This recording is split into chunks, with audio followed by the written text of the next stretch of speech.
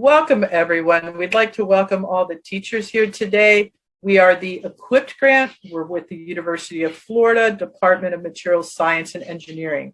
We are a Department of Education funded program under the SEED program. Today, we're going to talk about using modeling instructional practices to support conceptual model development in students. My name is Dr. Nancy Ruzycki, and I'm the PI on the Equipped Grant. So what is the Equipped Grant? The Equipped Grant combines pedagogy, curriculum, system thinking, and technology in order to help a teacher refine or create lessons for students that build core conceptual models. So for pedagogy, we utilize modeling instructional practices, which are well known in physics. We also create questioning strategies, student collaboration, and student discourse. For technology, we believe that technology is utilized in inquiry practices in order for students to actually build a correct model. And so we train teachers in how to use sensor and probeware. We also believe that students should be able to do computational thinking, model building, data collection, data analysis, data visualization, working as a physicist or working as a scientist in their way of work through an inquiry lesson. Additionally, we bring in real-world workforce applications, including training teachers, taking them on field trips to see sensors and probes and applications of sensors and probe and technology in the real world. We embed problem solving, real-world problem solving, engineering design, process mapping, and then we also talk to teachers about authentic assessment, both in terms of formative and summative assessments. For the system thinking, we use system thinking as a framework for the entire grant. We'll talk about that a little more. And system thinking allows teachers to both create and assess the effectiveness of lessons in their classroom. We also believe in terms of curriculum that the standard has to be able to be linked to the core conceptual model that the student needs to build. And we believe in having one main learning goal, a focus question to set the tone for the students, the phenomena that the students will experience, content storyline, and also that we have to have alignment and sequencing of the activities, the staging of the activities to support the model development. Krista? Oh, so we'd like to introduce ourselves. I'm PI Nancy Ruzycki. Lorelie? I'm Lorelie Imperial, and I am part of the grant as a postdoc, and I obtained my PhD in science education just last December 2020. Hi, and I am Krista Dulany. I am the lead instructional coach on the Equipped Grant, and I received my PhD in material science and engineering with a focus in biomaterials from the University of Florida as well. So I'm going to talk about our goals for today. So our goals for today is to understand why a system thinking frame can help support conceptual model development in teachers and students. And then understand the role of building out the conceptual model and the storyline for a lesson. And also understanding the role of inquiry model stages to support the conceptual model development by the student. So now we're going to introduce our goals for today. Today, we're going to talk about why a system thinking framework supports conceptual model development in teachers and students. We're going to understand the role of building out a conceptual model and storyline for an inquiry lesson. And then to understand the role of inquiry model stages to support conceptual model development by the students. So with that, I'd like to introduce Dr. Dulany. So thank you, Dr. Ruzycki. In the Equipped Grant, we use system thinking as a framework to help our teachers and our students build conceptual models of the concepts that they are learning. And I'm going to walk through how we do that. So first, what is system thinking? It's how we build knowledge, how we understand and process the world around us. We do that through identifying similarities and differences between things. We make connections between them. We unpack parts of conceptual models, and we also take in different perspectives. So system thinking is made up of four main parts. We have distinctions, relationships, parts to whole, and perspective. Each of these components come together to help us build a conceptual model by the end. So Our first element of system thinking is distinctions. This is taking any idea or concept and finding the boundaries between those two. So what is it and what is it not? We use these often in math and science when we're trying to teach different concepts and ideas. One that comes to mind is when kindergartners learn the difference between living and non-living things. Both of those have very distinct characteristics.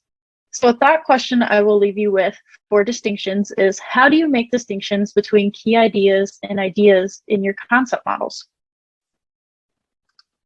Next, we have relationships. This aspect of system thinking is comprised of how to connect those distinctions that we make between our ideas and concepts. Our next element is relationships. This is how our distinctions relate to each other and connect to each other. Our distinctions connect to each other to build the model, and this also helps connect our scaffolding ideas. So when we think of the human body, we think of all the different systems that are in the body. We connect each of those to understand how the whole body works as a system. So the thought question I leave you with for relationships is, how can you establish clear relationships between the key ideas and the core content in your model? The third element of system thinking is parts to whole. And when we think of this, we think about how our different ideas build together to create a whole system. So how are our individual ideas and details building together to create the whole model? So an example would be under the umbrella of science, we have the different parts that are physics, chemistry, and biology. The thought question I leave you with for this is, think about examples of parts to whole in your teaching and learning. Think of a standard that may be composed of different ideas that build up to a whole branch, or how the lessons go into building a whole unit understanding. Okay, and the fourth element of system thinking is perspectives. So perspectives are the different points of view that we take when building our models. So for example, when you're looking at a car, an engineer may look at it from a thermodynamics perspective, but the designer on the team may look at it from a visual appealing perspective. So to connect that to the classroom, we're going to look at, like, when you build your model, does it make sense to you as the teacher? But does it line up and have the correct scaffolding for the students to be able to understand throughout your lesson? So the thought question I leave you with for perspectives is, does your perspective of teaching and learning create or lower barriers to effectively reach all students? And finally, the big picture. So with distinctions, relationships, parts to the wholes, and perspectives, we use these four things to build conceptual models. We identify the different ideas that go into the model. We see how they connect or how they relate. We see if they're part of a bigger system. How do they scaffold? How do they build upon each other? How do they connect? And finally, we consider our different perspectives, especially when we're teaching to our students, and how they interpret and make sense of the world. And with that, I leave you to take these elements of system thinking and keep them in mind when we move into crafting a model and a lesson storyline with Dr. Ruzycki. So now we're going to talk about crafting a model and lesson storyline and exploring the relationship between standards, models, and storylines. Our goals for this session are that to understand that standards point towards models, but are not themselves models. Standards are often incomplete in terms of the information a student needs to know to develop a conceptual model. We want students to develop models that contain elements or concepts that have to be explicitly taught, developed, or retaught for students. And then we want to create a storyline that explains the process of the development of the concept model. So our focus question is, how do we utilize conceptual model development to deepen student understandings of complex topics? So a concept model is a visual representation of a set of ideas or systems that clarifies a concept for both the thinker and the audience. And it's a useful and powerful tool for those who need to communicate complexity. So if I'm going to make a model of models, I'm going to think about what are the things that I need to be able to teach. So that would be thing one, thing two, whatever, you know. And some models are going to be very simple. And then some models will have more information added to them, either by grade band or by information. And I'm going to show you some examples of that in just a minute. Now, the storyline is our way of talking through the process of how that concept model is built. So the importance of a storyline to the teacher is really critical, because the storyline tells the teacher the order in which things will be taught to students in order for them to develop the concept model. What do I need to teach first? What thing one do I teach first? And then how does that lead me to thing two and thing three and thing four? And how are, at the end, will this have built into a core conceptual model? So we're going to look at a couple standards. So we're going to take some standards for force and motion. These are the Florida standards. And if you're not in Florida, you're clearly going to have somewhat different standards. But Florida has three main standards across all grade bands for force and motion. That includes, it takes energy to change the motion of objects. Energy change is understood in terms of forces, pushes or pulls. And forces can act either through physical contact or some added at distance. And then in the Florida standards, they give disclaimers. Hey, for grade K5, this is what you focus on. For grades 6, 8, add a little more complexity. And grades 9 through 12, a little more complexity.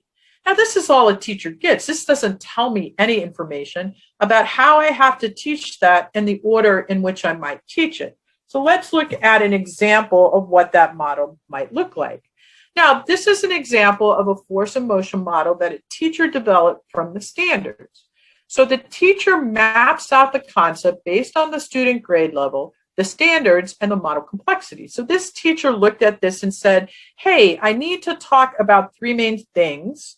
I need to be able to talk about force and motion and then momentum. But momentum is somehow, to me, a combination of force and motion. And so maybe I need to be kind of including it in there a little bit. And so I need to be explicit about forces being push and pull. I need to be explicit for the students in contact and non-contact forces. And then I think I need to bring in direction, because later on it talks about vectors. And so I think I need to put direction in there as well. And then when I think about motion, well, we know forces are going to cause motion. And if the net force equals 0, then there's no motion, or there could be constant motion. And if it's not equal to 0, well, then I'm probably going to have a change in motion. And what does it mean to have motion? Well, the standard doesn't call it out, but I need to start thinking about things like distance and time and, direction in motion as well. And then if I'm going to talk about momentum, well, what do I need to know about momentum? I need to know something about conservation of momentum, and I need to know something perhaps about impulse. And yet nowhere in there is the term gravity. So as a teacher, working through these ideas helps the teacher understand themselves what it is they need to bring up. And the standard may not be explicit in some of these pieces. So we have teachers themselves work through their conceptual model development, and that helps us understand what the teacher themselves understands about it. And then the teacher will then organize this information into a map that they will use to design or refine a lesson with and to write a storyline.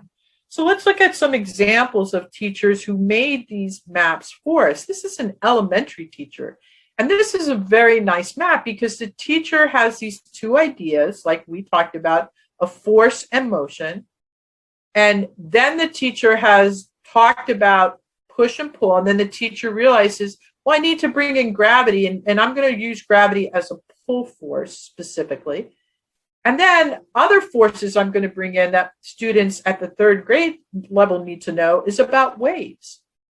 And specifically, they talk about sound waves. And then another force that's talked about at the third grade is magnetism.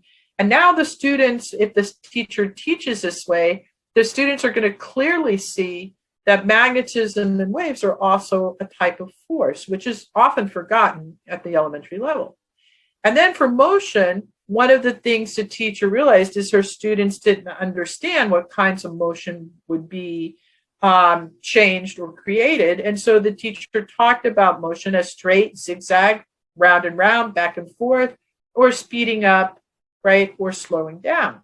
And so one of the big ideas and the linking ideas that the teacher created are shown in the center. And the teacher says, hey, the greater force equals greater motion. And that changes in direction are caused by forces, and that changes in speed are caused by force. Now, this map helps us not only understand what the teacher understands, but it helps us and it helps the teacher understand what they're going to be teaching or working through with their students. Now, the next map we're going to show you is a little more complex. This one was developed by a middle school teacher, and this middle school teacher has really addressed both A, B, and C in different ways. And here the teacher has force and motion sort of coming up, where the teacher is really focused on just motion itself. So the teacher hasn't even looked at forces in this map. The teacher is only looking at motion, and the teacher is talking about things related to position and things that students need to know related to position, which would be reference point, distance, and displacement. And then if I have speed, what do I need to know about speed? Well, she's saying, well, I would need to teach them constant versus changing speed, average versus instantaneous, graphing, right? Being able to graph it and being able to derive the equation. And so we see here that here the teacher has taken these ideas. Now, we're not saying these are perfect maps. These are not physicists developing these maps. But from these maps, we can understand what it is the teacher knows and how the teacher will approach these kinds of concepts with their students through inquiry processes in the classroom. All right, and now I'm going to turn it over a little bit to Lorelie. And Lorelie is going to talk about the inquiry model stages and how they're developed. All right, so in this section, we are going to understand the role of inquiry model stages to support concept model development by students. So in order to gain a deep understanding of a concept or any concept, 4 model stages are essential. So these are the 4 model development stages, namely elicit, develop, deploy, and refine. Now, the important thing to remember is that these model stages has to follow a storyline, or the storyline that Dr. Ruzycki was pointing about in the previous section. A storyline is basically the order of things to be taught. Now, what this means is that the storyline guides the model stages or the model development stages. All right, so let's dig deeper into each of this stage. So the first stage is called the elicit stage. During the elicit stage, you as a teacher, your goal is to understand your students' current understanding. This is a big opportunity for you to learn about your students' current conception, their prior conception, and especially to catch any misconception. Now, the next stage is called the develop stage. So based on the information you gather from the elicit stage, you now have an idea about your students' current understanding. And then during the develop stage, you use this information to structure activities to help your students develop a more accurate model about a concept, about the problem, about an idea, or about anything. And then during the deploy stage, your students are going to use the model that they built and then test this model into a similar but rather new situation. And then based on the activities that you structured during the deploy stage, your students will learn and decide whether the model that they created fits the situation or the problem, or they can also decide any changes they want for their model, which leads them to the last stage, which is the refine stage. Now, based on the feedback, based on what they learned during the deploy stage, during the refine stage, the students can change parts of their model or build an entirely new model that would fit the situation provided to them. Now, the question is, what is the role of inquiry in this 4 model development stage? Now, what I want you to remember is that the model could be built through the inquiry activities, or inquiry activities could be part of the model. So in the following slides, I will explain to you a little bit what the teacher and what the learners could possibly do during each stage of the model development process. So for example, during the elicit stage, the goal is to understand your students' current conception. So you can provide to them, or you can use elicit questions like, what did you observe? Tell me more about this. What do you know about this topic? So this way, 1, you understand or you make their thinking visible, and 2, you poke your students' interest and you help your students understand what they know and what they do not know about the topic. Now, during the development stage, you as a teacher, you structure the activity to allow the students to collect data, to collect information, read background information, and to analyze all those information to build and develop their model. Are there concepts that are missing in my current model? Or is my model so complicated that it hinders me from understanding things? So that way, your students are able to create a model that they are going to use in the next stage, which is the deploy stage. So during the deploy or the deployment stage, you as a teacher will give the freedom to the students to test their models. So they use the model that they created during the develop stage. They test this model. They listen to each other's explanation. They work as a team with you as a guide to test their model into a situation that you also structure for them.